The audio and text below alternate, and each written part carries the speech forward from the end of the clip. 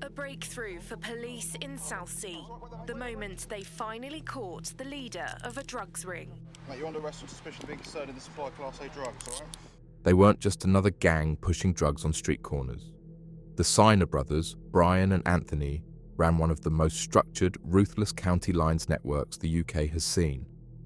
From Liverpool to the south coast, their operation moved crack and heroin hundreds of miles, using addicts as workers, burner phones as business lines, and fear as control. It was known as the Scouse Dave line, and behind that name was a network that ran like a business, with shifts, wages, and tight command.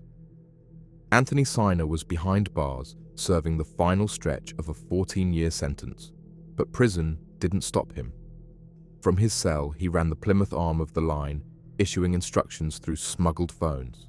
Outside, his older brother Brian took charge in Gosport, organising couriers, managing street dealers, and collecting the profits. They flooded towns with over 30 kilos of Class A drugs in just over a year. But while they expanded their reach, police forces across Hampshire, Devon, Cornwall, and Merseyside were already watching.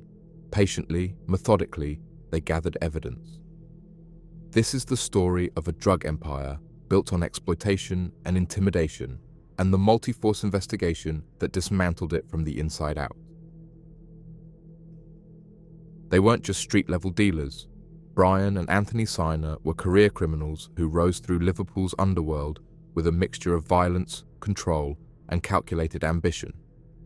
Their names were whispered across Merseyside long before the headlines, linked to stolen cars, drug runs, and a reputation that often did the work for them.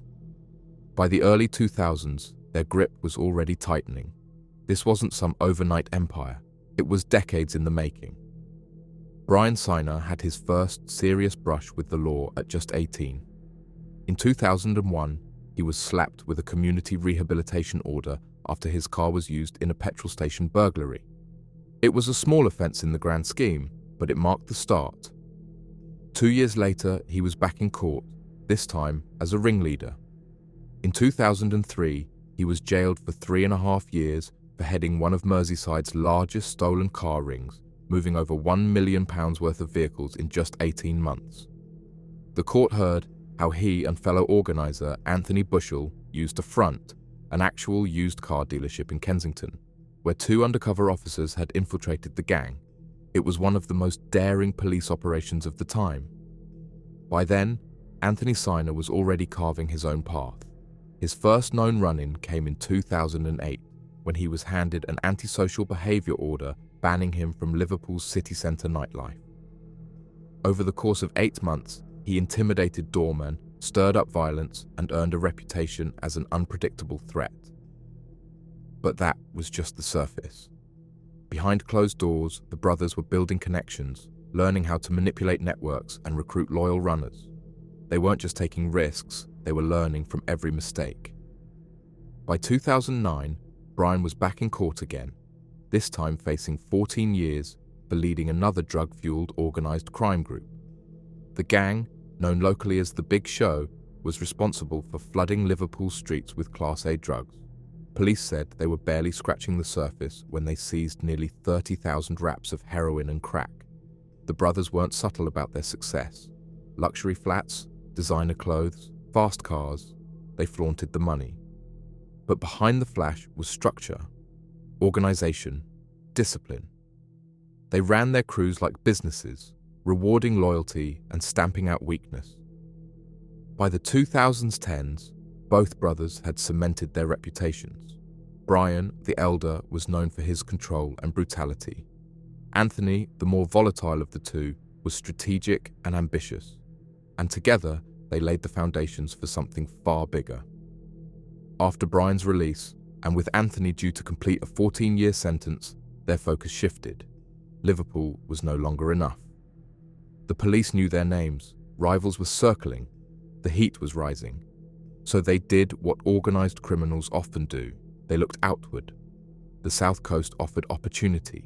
Towns like Gosport and Plymouth were vulnerable, under-resourced, with growing drug demand and little resistance. The Siner brothers saw the gap. and in early 2022, they moved in with a new model. Not just a gang, but a franchise, a name that would soon be feared across 2 counties. The Scouse Dave line, a county lines network run not from the streets, but from prison, from burner phones, from encrypted chats and coded calls.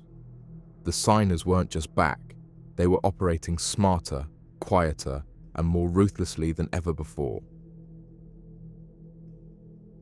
The streets of Liverpool had been the Signer brothers' battleground for years, but by the early 2000s and 20s, it was clear their ambitions had outgrown the city.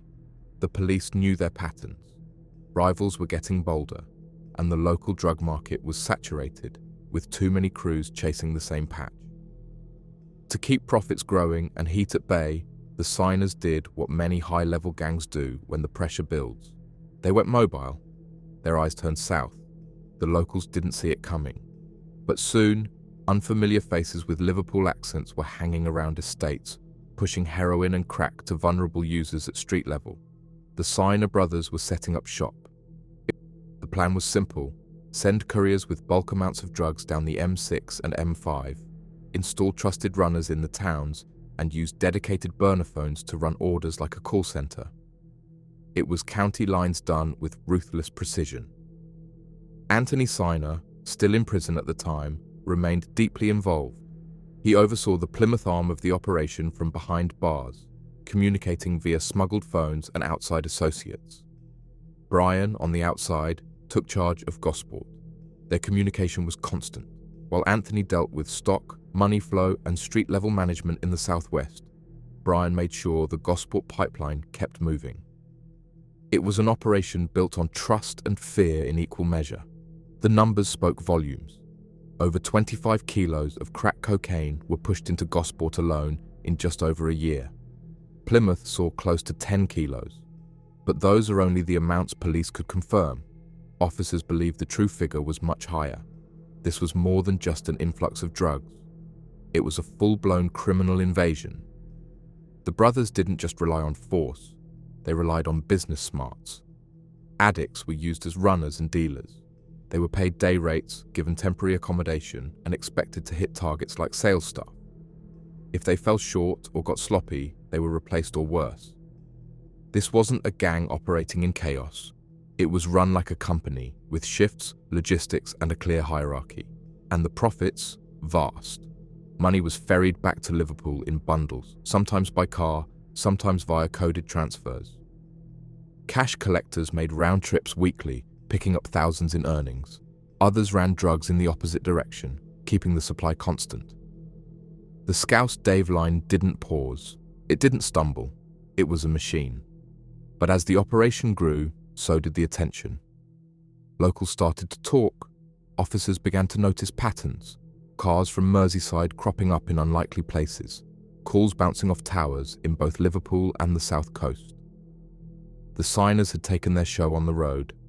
But the road, as they were about to learn, only leads so far. The Scouse Dave line wasn't just a nickname whispered on the streets.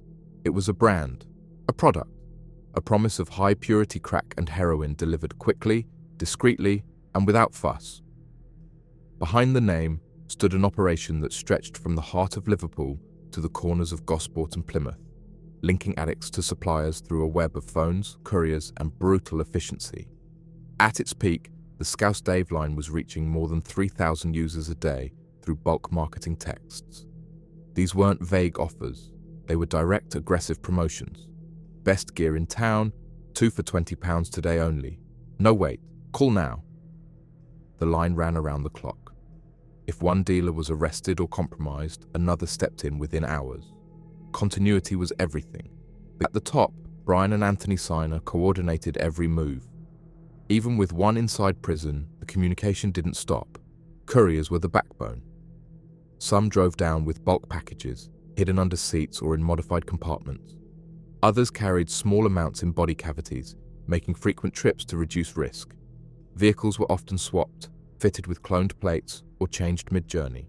The gang also used trap houses, properties taken over and used as distribution points.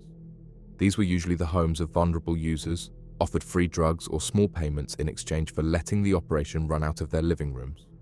Phones buzzed with orders.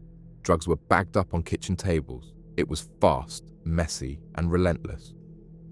What set the Scouse Dave line apart wasn't just its scale, it was the structure. It ran like a business. Shifts were logged, supplies were inventoried, cash was tracked. When officers eventually pieced it all together, they weren't looking at a chaotic gang. They were looking at a well-oiled system. Everyone had a role. Everyone had a quota. And above all, everyone answered to the signers. But like any business expanding too quickly, cracks began to show. Surveillance intensified, phones were tapped, vehicles were flagged, and for all its professionalism, the Scouse Dave line had one weakness. It couldn't hide forever. The calls kept coming, the orders never stopped, and each one left a trail that police were already following. By late 2022, police across Hampshire, Devon, and Merseyside were watching something unfold, something big. Complaints from local residents, a surge in Class A drug overdoses, and the presence of unfamiliar Scouse accents in towns like Gosport and Plymouth all pointed in one direction. The Scouse Dave line was no longer just rumour. It was real, and it was everywhere. The operation to track the network began quietly. Officers started mapping phone data, identifying patterns in drug-related arrests, and flagging vehicles travelling regularly between Liverpool and the south coast. This wasn't a case of one dealer with a burner phone, it was a system, and each part of it left digital breadcrumbs.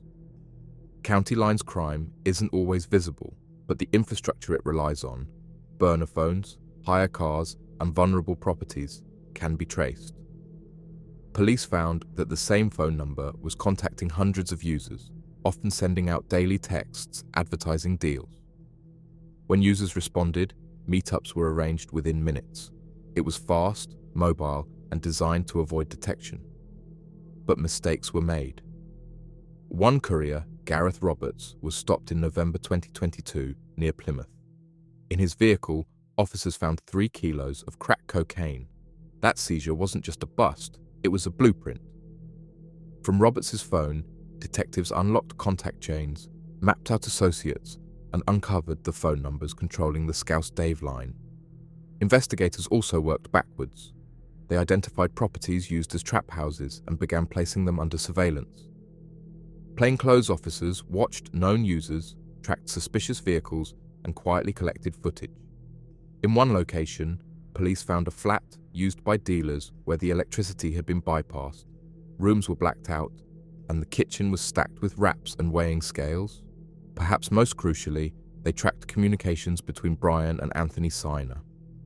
Despite being in prison, Anthony remained active. His calls were monitored, his messages traced.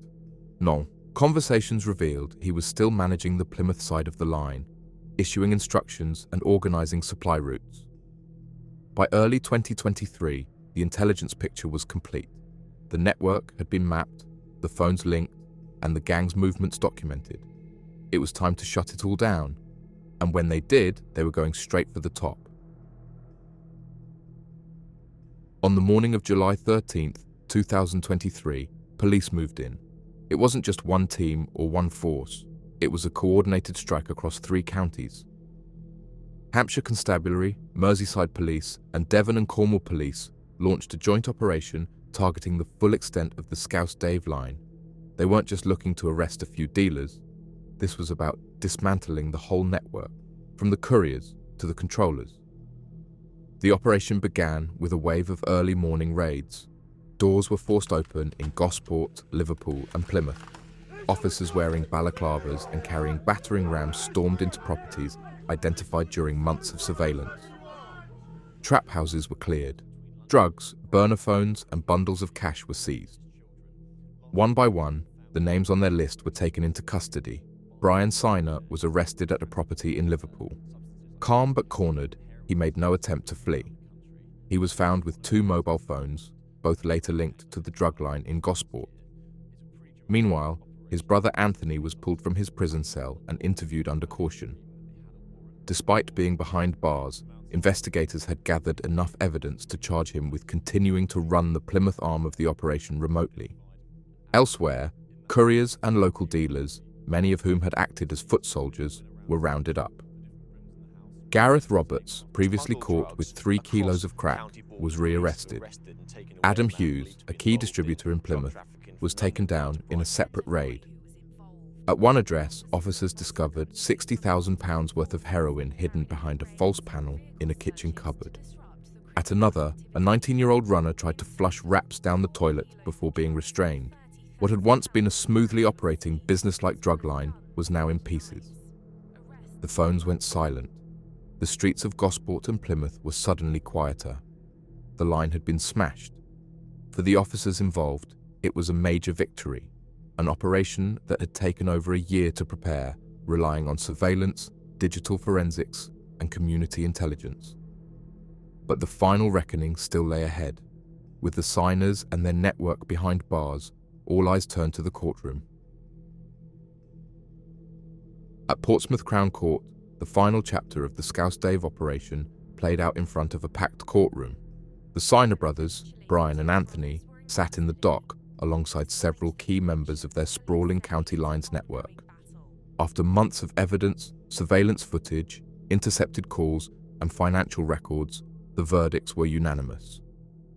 Guilty. The judge didn't hold back. Brian Signer, the street-level enforcer turned strategic operator, was sentenced to 15 years and 9 months. He had controlled the Gosport arm of the line with discipline, intimidation, and consistency, acting as the eyes and ears for the wider gang. Anthony Signer, despite already serving a 14-year sentence for previous drug trafficking offences, was given a further 17 years and 7 months. The court found that he had continued to orchestrate the Plymouth supply line from inside prison walls, using smuggled phones and outside contacts to stay in control. Their co-conspirators received lengthy sentences as well. Adam Hughes, a major figure in the Plymouth distribution side, was jailed for 8 years and 6 months. Gareth Roberts, caught transporting multiple kilos of Class A drugs, received 6 years and 9 months. Lee Richardson, involved in supply and local control, was sentenced to 9 years. Gary Cranny, another trusted courier, got 7 years. Max Pike received 5 years and 7 months for his role in logistics and communication. Others were dealt with more leniently based on their roles or personal circumstances. Demi Hannon received a 2-year community order. Clayton Donnelly was jailed for 4.5 years. Donna Juan received a 22-month sentence, suspended for 2 years, after the court heard she had been coerced and exploited by more senior gang members. Several others, Paul Norton, Danny Venning, Brett Cole, and Christopher Crew, await sentencing, having already admitted their involvement. The judge described the operation as a cynical, well-oiled business that exploited addiction, preyed on the vulnerable, and ran on fear. With over 24 convictions, the Scouse Dave line had finally been severed. For the communities of Gosport and Plymouth, it was the end of an era and the beginning of a long road to recovery.